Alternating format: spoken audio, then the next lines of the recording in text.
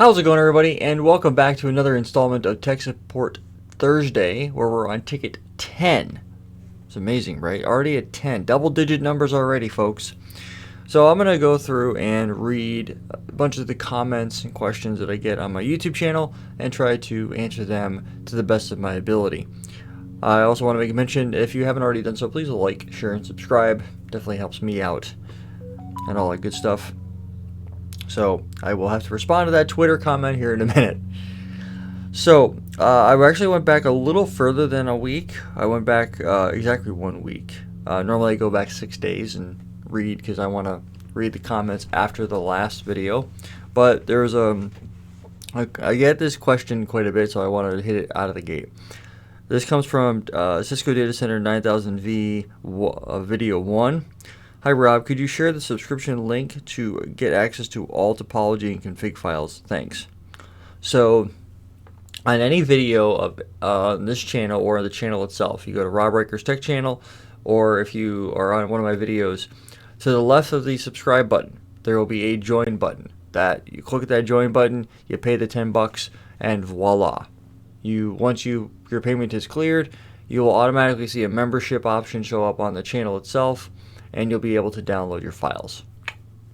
Keep that in mind. How to set up Cisco SD-WAN and EVE-NG. Are these free or must I join to view? Just keep spinning. The videos are always free. I don't charge for videos. The only thing I charge for is the topology files and the config files for the topologies that I create in Eve. That's it.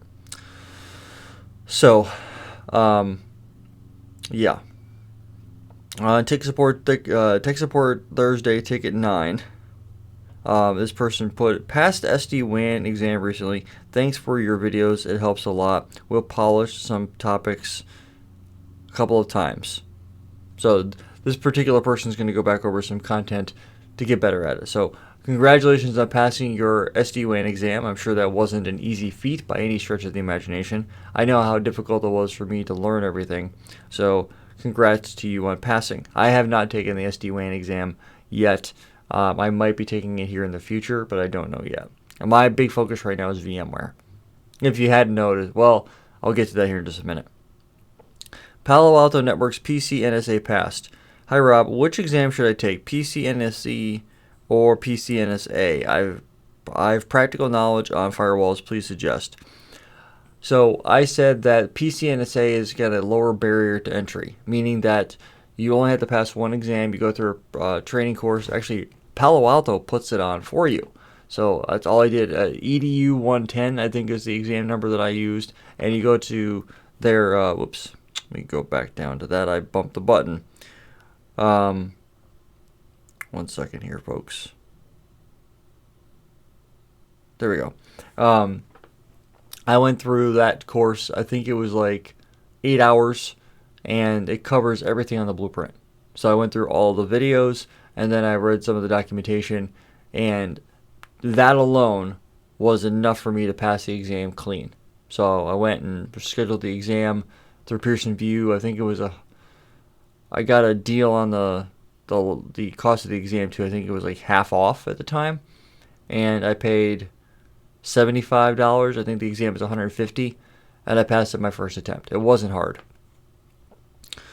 Let's see. Tech support Thursday, ticket 9.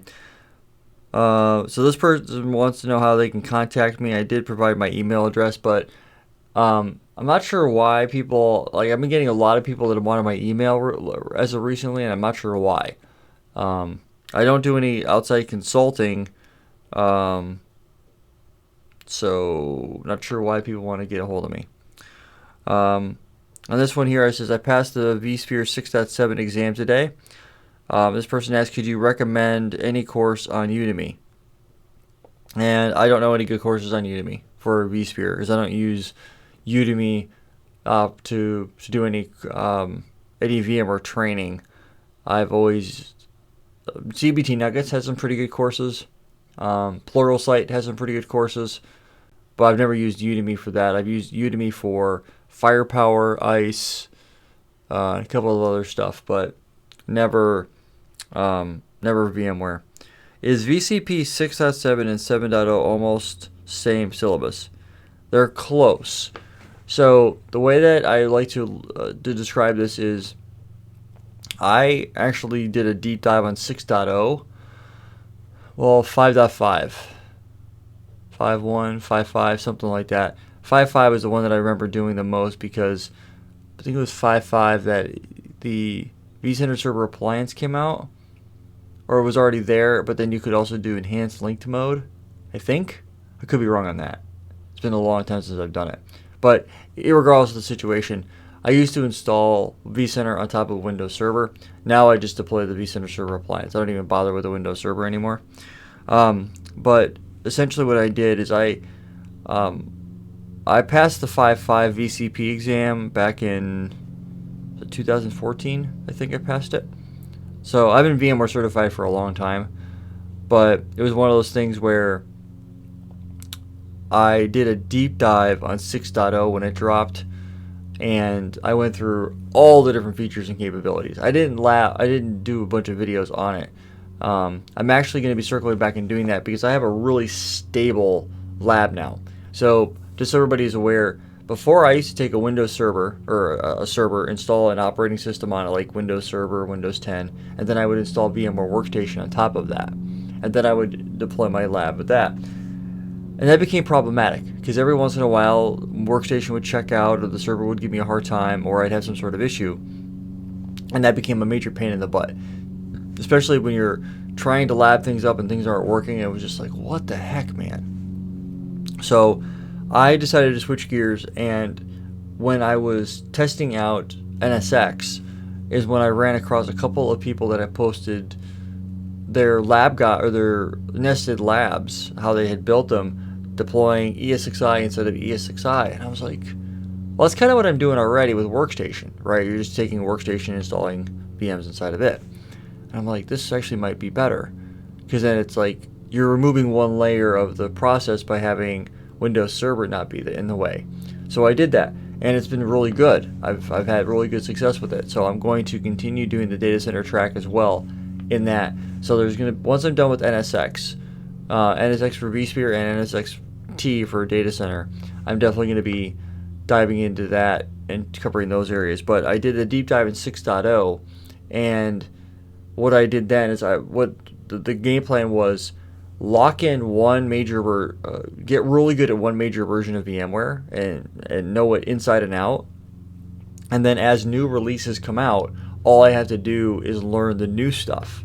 Look at the what's new, and then focus on those specific areas. If there was a new feature brought out in 6.5 that wasn't available in 6.0, I would deploy 6.5. All the other stuff that I had learned, like how to deploy vCenter Server, how to get data centers and clusters, and high availability, DRS, fault tolerance, dealing with auto deploy. A lot of the features that have been out since 6.0 haven't changed, and even until now. Like Update Manager in 6.7 is changed to Lifecycle Manager in 7.0.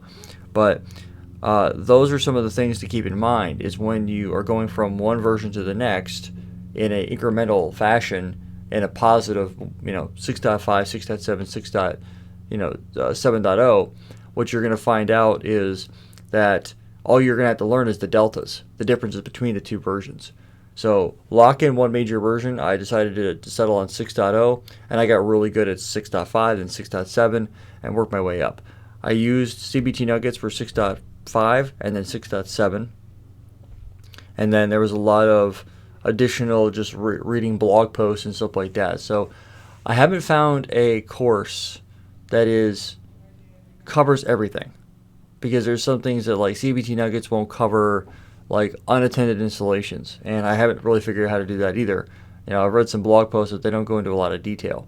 So I would say that if you're going to go learn VMware, learn it from the ground up on a particular version. 6.0 has been around for a while. You could even still, like I pay for vMug Advantage licensing, which I pay the $200 a year, and that gives me access to all the operating systems, and you get the VMware bits, plus you get the licensing for a year. So it's a huge benefit to go do that. you go and do that, and it's meant for a lab, not production, obviously. So you go deploy this, and then when you are deploying it, the cool thing is you're gonna not be limited to the 60 days, right? So if you are busy and you can only study a little bit of VMware every week, and it's gonna take you more than 60 days to cover all the technologies, or you're more of a methodical learner, you're not gonna just run through it. You know, I go through the technology 7, 8, 9 times before I'm comfortable with it. But that's what I would suggest you do. That would probably be the best way to do it, is get vmug, get access to the bits, get a dedicated server, install ES6i host inside of ES6i, and go that route. So they are very 6.7 and 7.0 are very similar, but there are differences, and that's the big thing. Is once you've learned a major version, then you just have to learn the deltas between the different versions, and it'll be much easier to keep up to speed. That's how I do it, and it definitely works out. On the VXLAN video 2 legacy layer 2 network problem statement. Thanks a lot for your real life experience sharing. Please share like that more on this channel.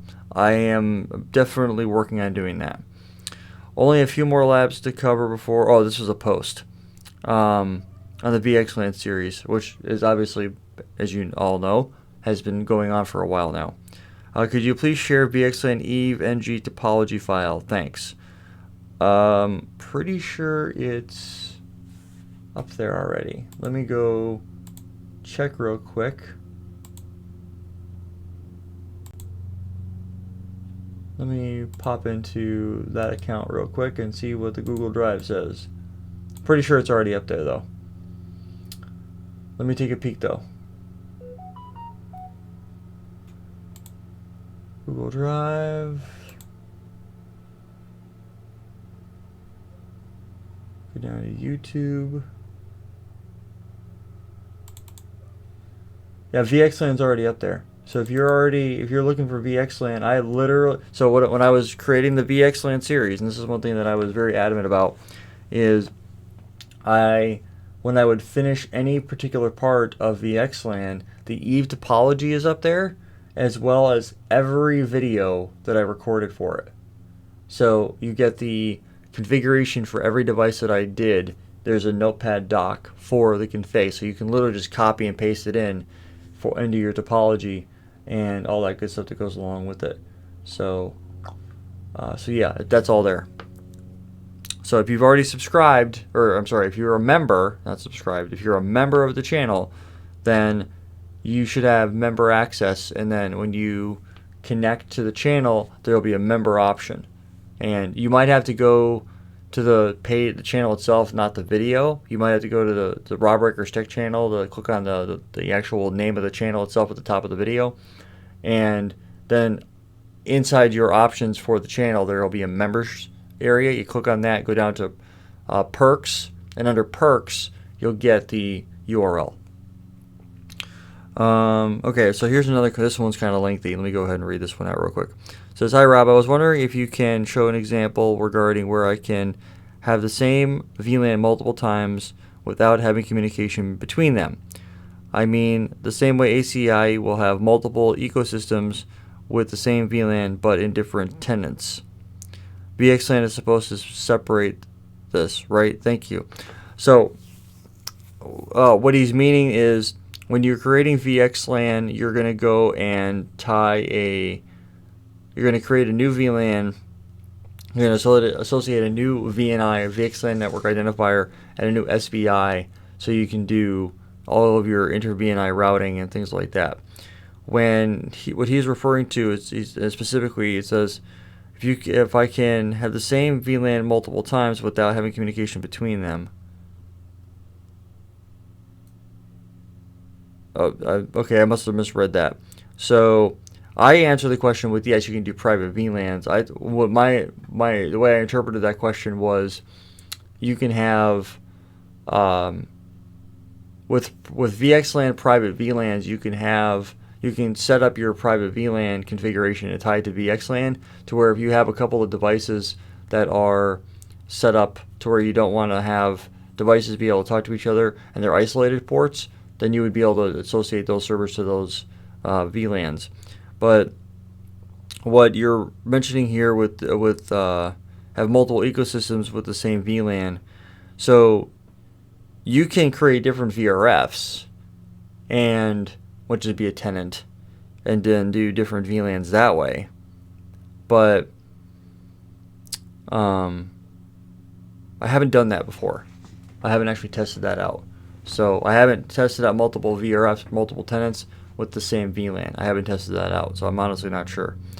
So I answered that question. There's another question about sharing the link, but I've already answered that a few times already. So there's another question here. It says tech support ticket Thursday, ticket 2, and the VCAP exam that I passed. Please, someone solve my doubt. Must be a person from India, because those are the only folks that I know that talk that way. Do I need latest VCP certification to give VCAP exam? So the English is a little off. I know give meaning he wants to take. So instead of giving, you're going to take. So you're going to take the VCAP exam, not give it. Or give it a shot is what he's probably referencing. If I want to give VCAP design in 2023, but I have VCP DCB 2021, then do I need the latest VCP DCB to give exam?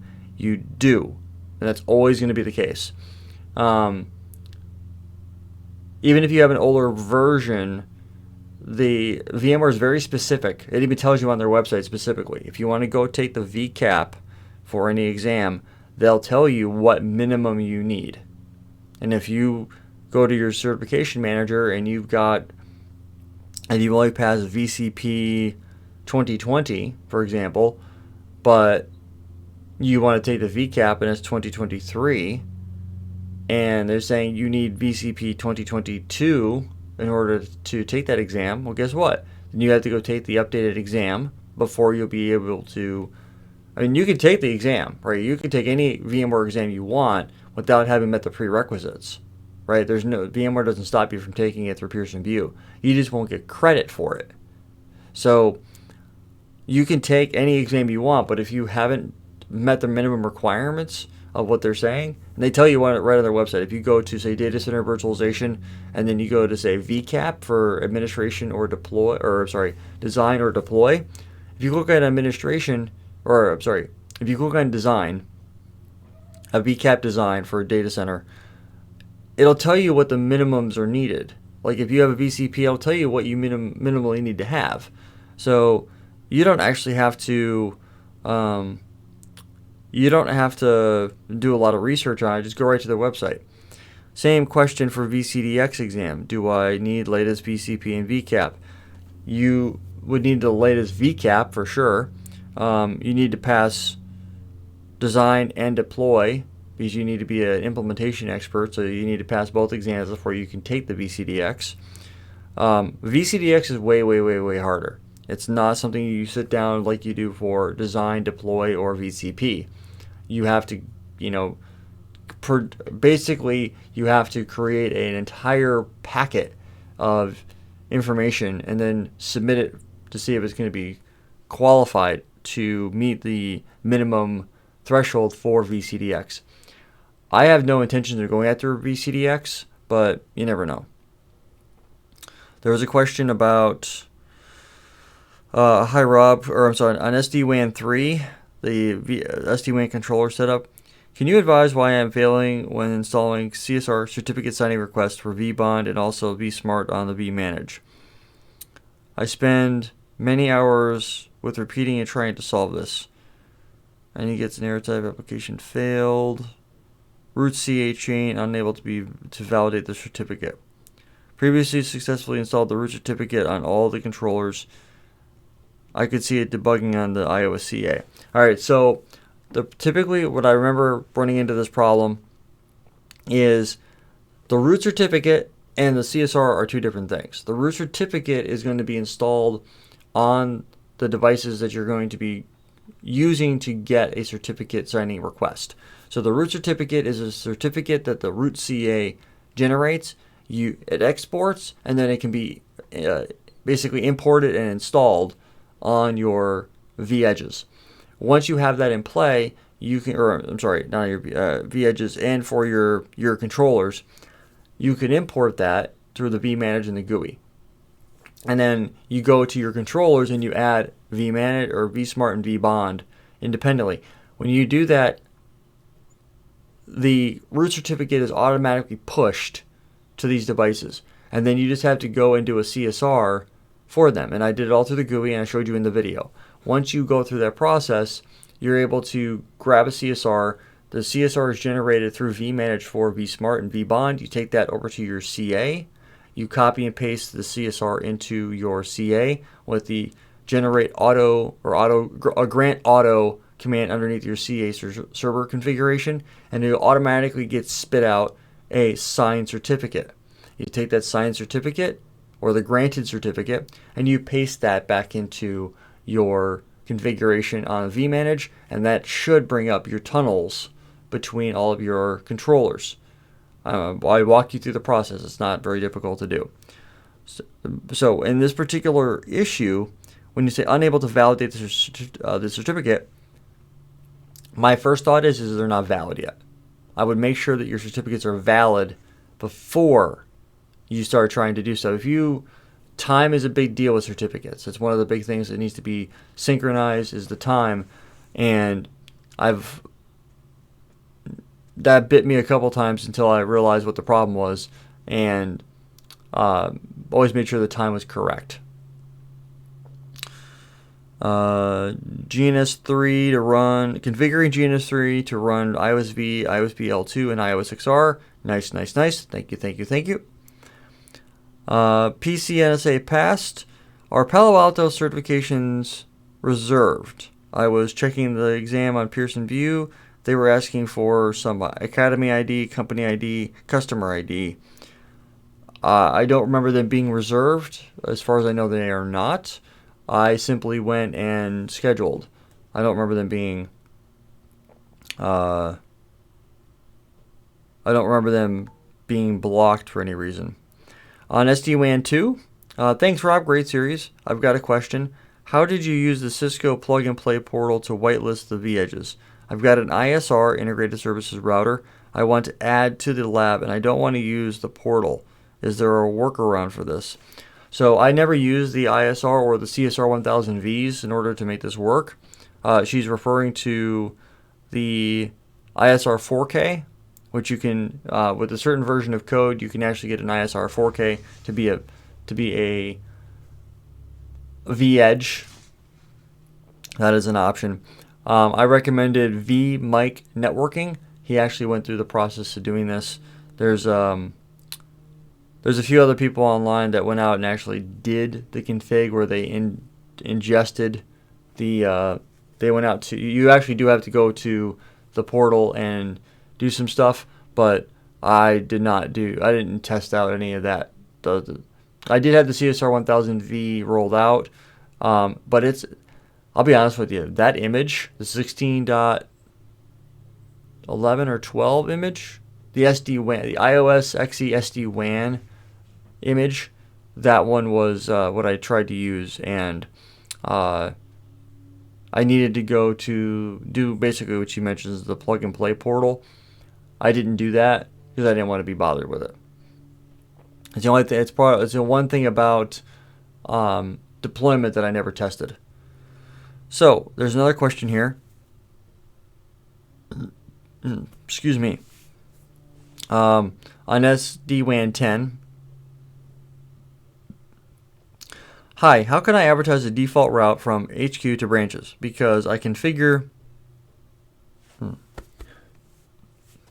Pardon me.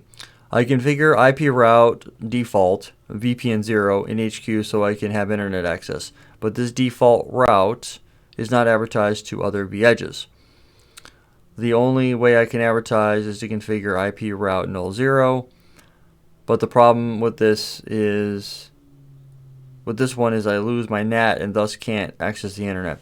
So that's not the only way to do it. So I did VPN 0, basically what you're doing with this command is every VPN number is a VRF. So VPN 0 is your service VPN.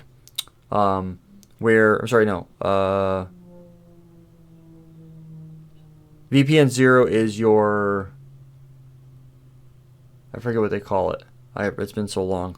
But service VPN 1 would be a user created, or you would associate that to a user or a specific deployment method.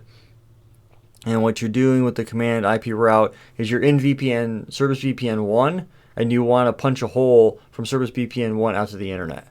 And that's what you're doing. Or it's the same thing as being underneath VRFA on a router and typing in IP route global. And you're pointing towards the internet. So your IP route VRF A default route global, right? You're pointing towards the global routing table and saying that I want to punch out of the VRF, go to the global routing table. It's the same concept. It's essentially doing the same thing. But I covered this in the NAT section. It's been a while since I've covered it, so I don't remember the specifics. But you can do that. You can actually go and do, depending on how you're doing it, you can do OMP should be able to redistribute certain things. You might have to check the checkbox as to what is being advertised. But OMP should be able to advertise the default route over OMP to your other locations, and then you'd be able to bring that in. That's actually how I ended up doing some of the NAT. Was there's local internet breakout where we do some configuration on the V edges in order to give them local internet, but there's also the ability of using the WAN connectivity back to the HQ to go out to the internet. VXLAN 10 inter VNI routing and symmetric IRB. This is absolutely amazing. I have other studying plans, but VXLAN is definitely on the to-do list. Thank you. You are welcome. MPLS Layer 3 VPN 1. Nice work, man. Thanks a lot for sharing your knowledge. No problem. VXLAN 9. Many thanks, Rob. Let's see here. VXLAN 11 multi-tenancy. Hi, Rob. Can you please plan for NSXT videos? Your videos always help us. I went through one NSX video that you prepared in 2016. It's a very useful video. Kindly come up with NSX videos. I am currently recording content right now for NSX for vSphere. So that's not NSXT. That's where you're deploying NSX strictly on ESXi host. And then you also have the ability of doing it with NSXT. I have actually both deployed currently. As I'm sitting here talking to you, I'm looking at my screen in front of me that's underneath my camera. I actually have a NSXT deployment in place, and I also have an NSXV deployment in place. My goal, and I'm doing a deep dive on V right now because there's a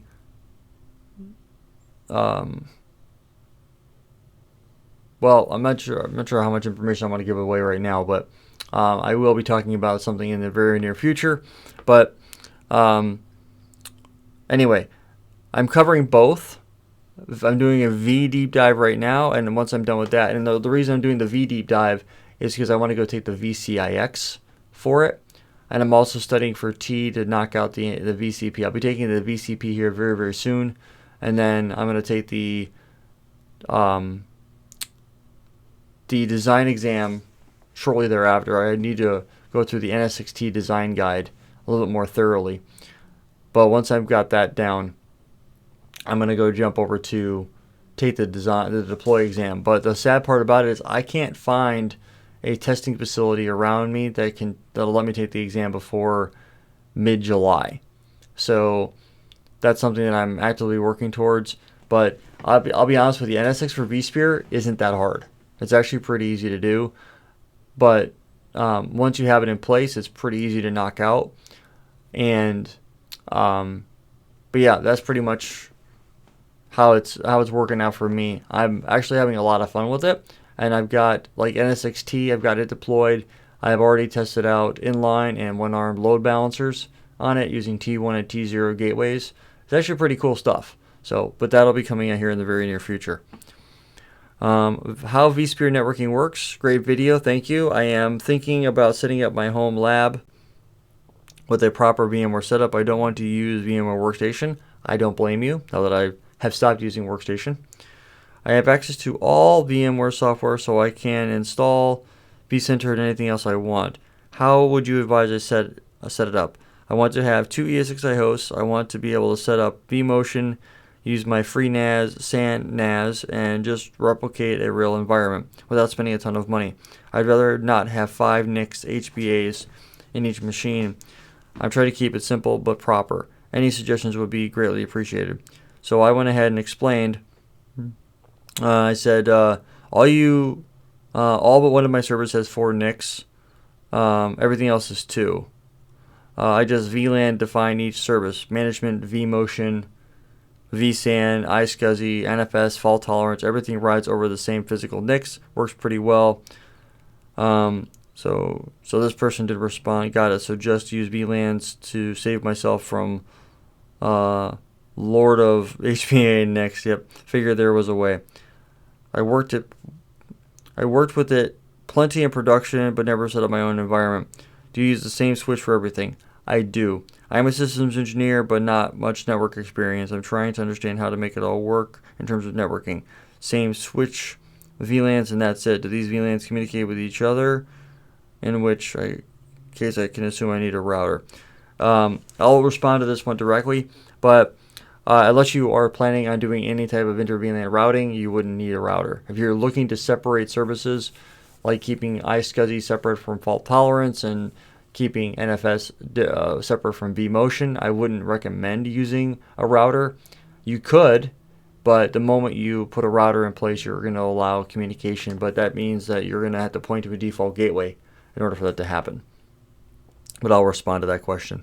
But that's it for Tech Support Ticket Thursday, Ticket 10. I want to thank everybody for stopping by and hanging out with me in this video. It was actually a blast to do it. I've actually been really interested in diving into NSX. I've got, how many videos have I recorded? And this is over the past week or so. I've got 17 videos so far recorded, and I'm about halfway through. So I'm guessing it's going to be somewhere in the 30s with total videos recorded. I'm going for a multi-site setup as well, so I'll be deploying a second vCenter and trying to do things like VPN and layer IPsec VPN. Then we'll take a look at doing universal DLRs and stuff like that, but I have a lot of stuff to cover. So stay tuned for more cool stuff coming from the channel. Thanks so much, everybody, for stopping by, and I'll catch all of you in the next video.